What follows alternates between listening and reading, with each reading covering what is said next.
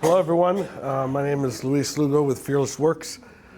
Some of the information up here is up here on purpose. I'm a husband, a father of 5 boys, 1 girl, serving in the church community for over 20 years in the same church. Principle that drives me is on that day, nothing else will matter, and that's the day we stand before the Lord.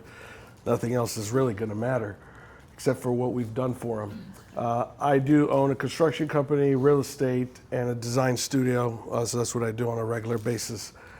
The reason I put all that up there is because that's a pretty busy guy. But when the Lord puts something on your heart, or when you have a passion in your heart, none of this stuff will stop you from that passion. So I do that more or less as an encouragement to others to let you know that 6 kids, it won't stop you. All right?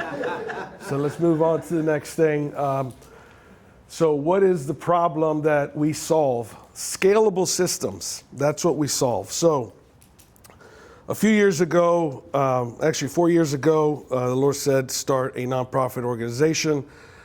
Started Fearless Works. 2 years in, we were doing a lot of small things. We were helping the communities. We were helping kids, elderly, feeding people across the world. Really, we were in El Salvador, feeding 1,000 people per month. And then the Lord said to me, October 2024, he said, go to North Carolina. And so I was like, well, I don't know anybody in North Carolina. What do I do there? Got connected with a few people, ended up in North Carolina about 2 weeks later. And found out that they were trying to help people for the Hurricane Helene event that had recently taken place.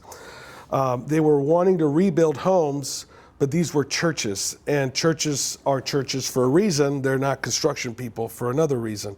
So once I understood what they wanted to do, the Lord gave me a program which we now call the Fearless Rebuild Program. We're able to put houses back together in about 21 days, pulling permits, passing inspections, doing everything the right way. Because we're doing it for the kingdom, it has to be done with excellence. And that's really why our systems are a little bit different. Not to say that they're revolutionary, but it's just tweaked a little bit. So we are a 501c3 nonprofit organization, fully supported by individuals and companies like yourselves. Next slide, please. What do we offer? So proven systems. I'll talk a little bit about those systems as we go through there. So we have 2 ways that we serve, Fearless Works serves. One of them is the Fearless Rebuild Program. The second is the National Church Disaster Response Initiative. So the Rebuild Program helps rebuild homes after disasters. What we do is that we create construction drawings, complete construction drawings. We design the homes for the region. We have stamped engineer drawings for that particular state, engineer architectural MEP. Everything is done 100% as if we were building at scale. We have all these drawings submitted to the county so that we can fast track these rebuilds. Another very key thing that we do differently is that we use only licensed contractors. We know that volunteers have a heart to serve, but they're not necessarily going to be the best option for the person you're building a home for. Because sometimes, not always, but volunteers, for example, the first home we walked into, they cut all the electrical this high because this is how high the water had gone in. Well, that doesn't work that way. And what that ended up turning into is all new electrical for the entire house because you can't tell where these wires are coming from. That's the rebuild side of things. Then we have NCDR. NCDR is a national model where we aim to unify churches. We understand that the church should be the first response when it comes to disaster relief. And so we want to unify the church. We know that the churches have a heart to help people and to serve. But we're creating a very clear avenue for them to do it. Essentially what it is, it's a large whiteboard where all of the needs across the nation, different disasters are posted. These are all verified needs. These are systems we've created so that they can go online and see, okay, here are the needs, or here's what matches up with our heart and our initiatives, and they can get involved directly by seeing verified needs, pulling off those needs, and essentially serving them. Who is our client? Well, displaced folks, churches that are ready to serve but don't really have maybe a network that they can serve within, organizations that are looking to make an impact. Excuse me. So I know that there's organizations out there that would love to make an impact when it comes to disaster relief, but they don't know exactly who to partner with. They don't know if it's going to line up with their values. They don't know if their monies are really going to be put to use. And one of the awesome things about what we do, being a construction contractor and having a materials company, is that we provide, whenever we can, through our partnerships, we get material at no cost. But whenever we do have to pay for material, we pay very little, usually about 50% of what we would pay. So we make that dollar go further. All of the construction coordination at this point in time costs Fearless nothing. We do it on their behalf as we scale and grow these systems. So what is the unique value that we provide? Again, we work through licensed contractors. We actually pull our own construction license in the states that we're going to work in so that we can fully control that and make sure that everything is done correctly. Another really awesome thing about NCDR is that we offer volunteer training. So volunteers have a heart to serve. Well, we want to give them the tools to serve. So what we do is, through the contractors that we hire to build these homes, they also offer classes so that they can understand safety, they can understand what they can do and can't do or shouldn't do, and they'll actually grow them up to be helpers in the different trades if they're interested in that. These classes are held across the nation. A unified national system, which is the NCDR, to turn compassion into execution, because a lot of folks have compassion but don't know exactly how to execute that. And so what differentiates us from others? So we want to rebuild homes at scale. There's a lot of people doing this, but what we find is that the systems are not very efficient. So you have pockets of people helping in different areas, all using different metrics, all using different resources, and a lot of times it's all volunteer based. So our systems help unify one simple way to form. We can provide our plans to other organizations. All we ask is that they agree to work in this unified way to make it easier for everybody else. We have the Action Program, which is advancing churches to impact our nation. That's the NCDR, where we teach churches how to respond to national disasters, and we teach their volunteers how to respond while they're on site. So we're also faith-driven mission with measurable and real-world results, and our heart is to have 6 national distribution hubs across the nation so that we can respond quickly and efficiently. Everybody knows that after a disaster, there is a disconnect with material flow and so forth. So our heart is to have 6 facilities across the U.S.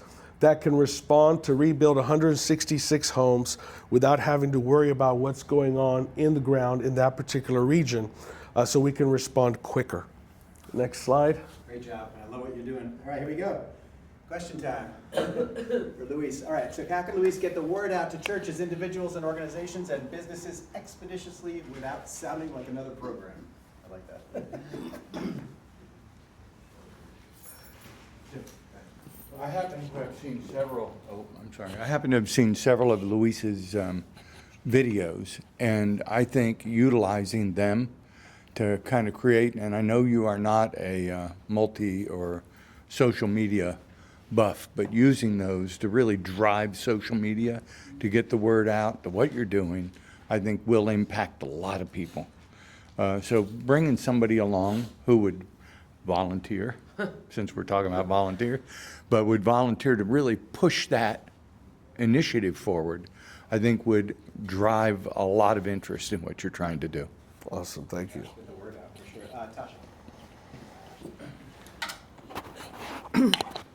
Absolutely, social media. You have to use social media and all platforms of social media: LinkedIn, YouTube, Facebook, Instagram, Snapchat, Twitter, whatever is out there, Threads. You have to use TikTok. Oh my God, TikTok. You have to use social media, and if it's not, you don't have to directly sell You just create the experience. People watch social media. I tell people all the time, Instagram made me do it.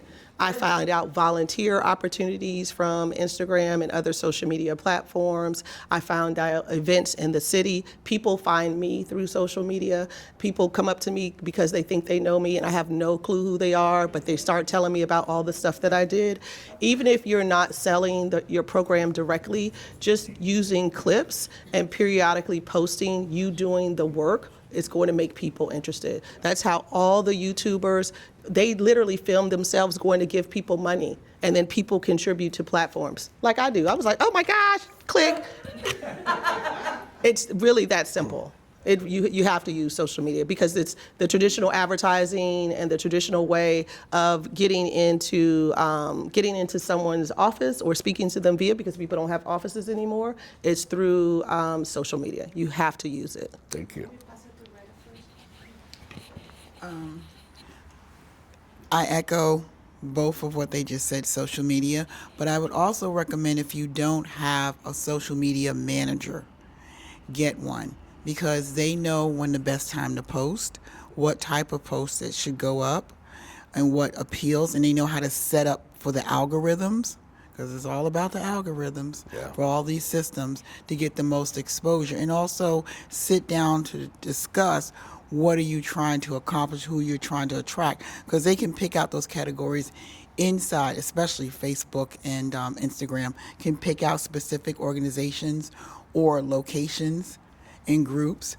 And also, I wanted to say regarding churches, there are certain organizations like Voices that's here in the Virginia area, where they are a large percentage of ministers who come together from different churches and do a presentation with them and tell them about your organization. Look up the national organizations, maybe through Magic or something, to find out those organizations that have the ministers who are members of that organization, and then you can do a presentation in front of them. Great, thank you. I'm here because of social media. Marquita posted. Literally, that's how it works. And she keeps posting because of social media. And because she posts and I follow her, I not only, like, oh, I'm coming. I texted her today. I was like, you go in the morning? I said, I'm going to go in the morning.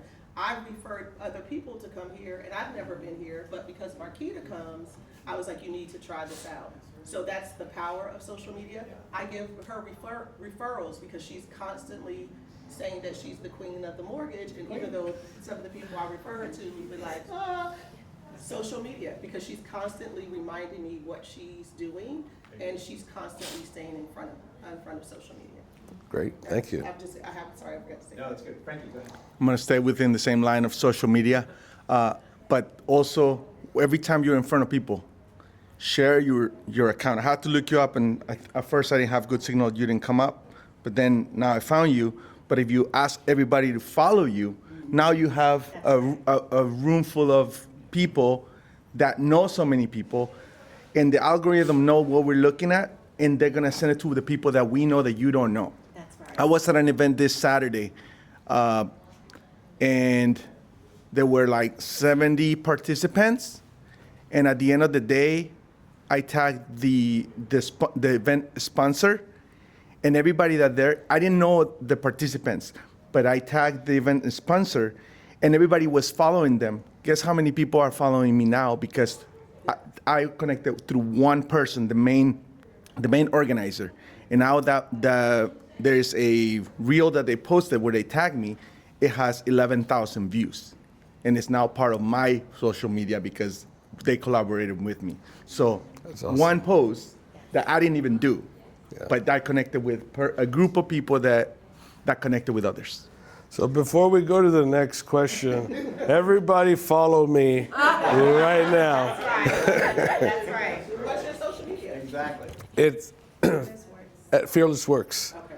Yeah. And Instagram and Facebook? Yeah, Instagram. I don't think we have. If we have Facebook. So for those who don't know, I am the most not social media person you've ever met, but we do have people working on that. And after today, there will be more people working on that. because you guys are amazing with bringing all that up. So Fearless Works, find him because he found us, and follow. And I would also say for the organizers, if you, yeah, go ahead. I got here through this gentleman right here. Okay, so I pose this. So I've worked in ministry for over 45 years behind the scenes. I'm sorry. I've worked in ministry for over 45 years behind the scene and also in front. And I also work in IT. So I understand both components. So what happens when infrastructure falls, and you don't have social media? Although I agree with it, it can get you out there. But what happens when it fails? Because I see that every day in the IT field. I think one of the basic reasons that you should approach, my wife and I, we also have an online business. We do a lot of networking, but we're personable. We go to places, we meet people, we talk to people.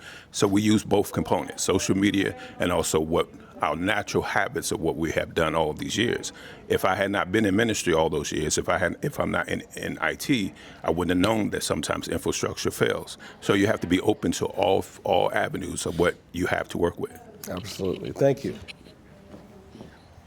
With that same thought of social media, I would also encourage the organizers of Million Cups if they can tag the person that's presenting. Because okay, I didn't see it on other ones, and it's easier to find somebody when they're already. Were we not findable? Is that what the issue was? I could not find you. But you found us. I Okay. could find your page, but it would not let me tag you.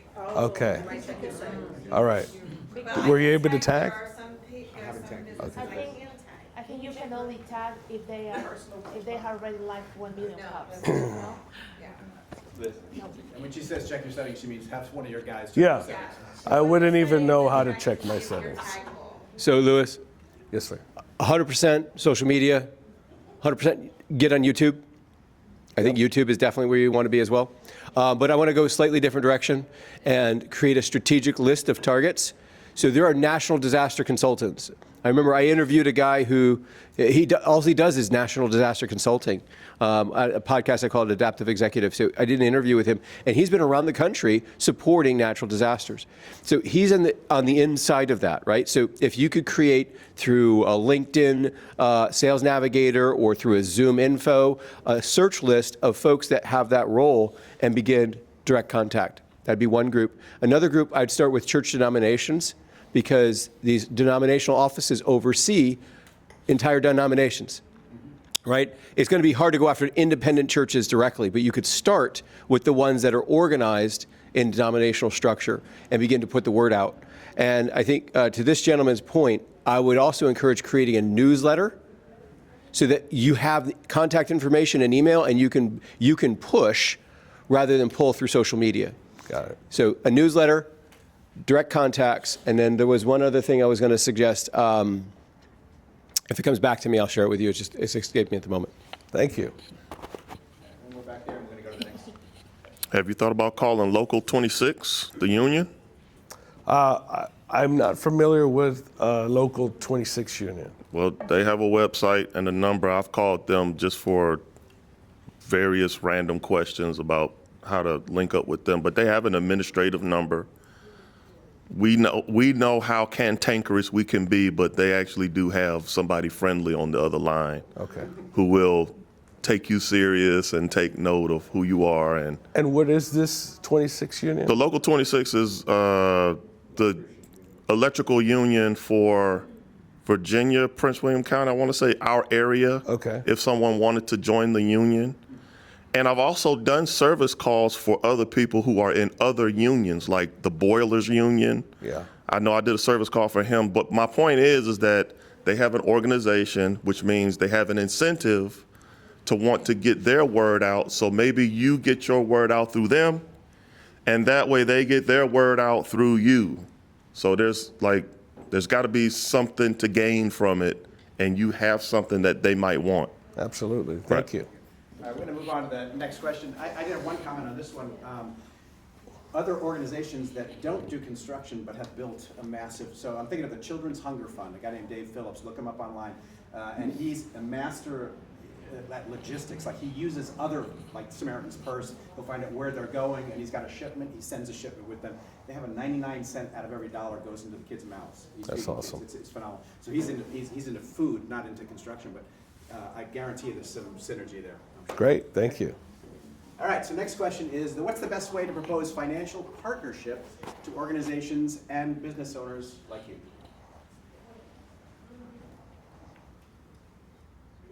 That better be quiet. Tasha's got an answer, man. She's on fire. Can you give that to Tasha? Oh, yeah. Clarifying question.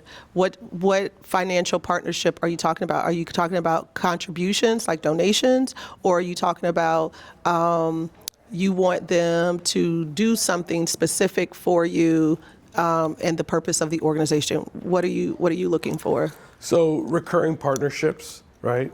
So being a part of the mission where a portion of their revenues they assign to different efforts such as ours, and how do we take advantage of some of those funds that they've put aside for giving, right? Oh, so okay. how do we take advantage of that? See, the biggest challenge is, even with my own companies, we give towards the things that are on our hearts to give towards, right?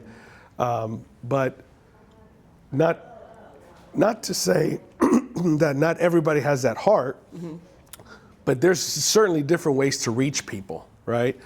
I think I'm one of the easy ones, like you said. You watch something, you're like, okay, let me help, right? But it doesn't always work that way. Okay. And so I think for me, it's been a little bit of a stumbling block to find that not everybody responds to a good cause in a positive way. And so that's why the question is proposed. Hey guys, how have you found success in being able to request people to partner with you? Okay, so yes, so those are two different sets of funds. So that's why I had to ask the clarifying questions. Organizations, yes, have money set aside to donate to other organizations, charitable organizations, but they also have marketing dollars. And so what I hear when I say, if you want to partner with someone, you want to tap into their marketing dollars. How are they promoting their organization? And that's a bigger pot of money. And so if you can get in touch with the people who are doing the marketing for like trades, right? So if you guys are having work boots, have them sponsor the work boots of the volunteers, and they will push marketing dollars towards that. Or if you're using a tool of choice, reach out to that, like, so if you have a brand, like what Milwaukee's Best or something like that, I don't know what tool you use, but if you have a tool, then I would reach out to that organization and saying, hey, we want to partner with you and we want you to sponsor this cause at this amount of money. A lot of times, organizations, they don't have to go through their endowment to get approval, and you're not competing with other organizations to do that. They're just going to the marketing person, and the marketing person decides how that works, and that ties into the social media. The more presence that you have on social media, the more likely somebody's going to want to partner with you. And so if you're looking for partnerships, that's the route that I believe you should take. Because, quick story, I did it with the Washington when they were the Wizards. I got them to give me a whole season worth of tickets when I was working for the YMCA. They gave us money, they gave us all sorts of stuff, and we used that platform the entire year. So that's a different dollar. Yeah. Okay. Thank you. That's very helpful. I'm always a strategy guy, so just a strategy. I think really having a clear picture in your mind of your ideal, we'll say, partner, right? Because I think that makes it easy. Once you know who your ideal is, then you go, okay, where do they go? It's super simple from there, right? Yeah. So a clarity It's very helpful. throughout that value stream and starts with ideal partner. Yeah. That's very helpful. Thank you. I really don't fault you for not having a social media presence, because hasn't been my experience in the 4 years that I've been in business. The amount of resources and time and expertise you would need to set up a system to get it the way you're comfortable with and is competing with all the other noise out there, I find that one-on-ones have been working best for me. So we got 30 people in this room, and I've had one-on-one coffees with a lot of people in here. That's my way. Now, it's not perfect. I'm not expecting a one-for-one return, but it's the one that I've dedicated myself to maximize everything that I can bring to bear with my resources and get the most out of it. And what I found is that it's not about the one-on-one connection. It's about this person next to me, Ms. Liz here, is not a stranger anymore. So there's a difference between advertisement, which is what I think you're trying to articulate, but then there's marketing, which is, do I even know who you are, and do I think about you? That is very low-hanging fruit. It does not cost thousands of dollars to give to a monthly cost for marketing, and that can spiral out of control really quick. But you have a great personality, you clearly know how to present, you know how to articulate an idea in a cogent fashion. I would maximize that at the one-to-one personal level for as much time as you can spare and see where that takes you in a 6 month to a year time, and make phone calls to people who are serious about making money because they also want to get their way out there. They have to volunteer and they have to use you as well. It's not you needing them and that's it. It's not a one-way street. So, yeah. Great, thank you very much. We're out of time. Go here. Quick one. I have one more. So, and Louis, I'm happy to talk with you more, and I know I stepped away, so if this was already suggested, it's maybe a little redundant. But for where you want to go and what your program is doing, I would highly recommend engaging a consultant on development, fundraising consultant. I've had the privilege of working with him this past year through a board that I lead, and I got so much education on the process for just building a case for giving, identifying strategic targets, figuring out the copy and the messaging you're going to use and the approach you're going to use to go after this funding, and the different levels of structure, major gifts, subscription-based membership or reoccurring giving. And you need someone that I think is talented and experienced in that space to get you where you want to go at the speed you want to go. So that would be my thought for you. Great, thank you. All right, so we do have one final question for you. As always, what can our 1 Million Cups community help you with today? Well, you guys can follow me on Instagram. And if you guys know anyone that has a heart for national disasters and restoration, I would ask that you would pass on this information. Fearlessworks.org is the name of the 501c3. So I would just ask that you guys would share that with someone if you can think of anybody that may be interested. There's also a short video. This video kind of shows you a 2-year lapse of when the Lord put it on our hearts to go out to North Carolina, and 3 days ago. So this is 2 years to 3 days ago.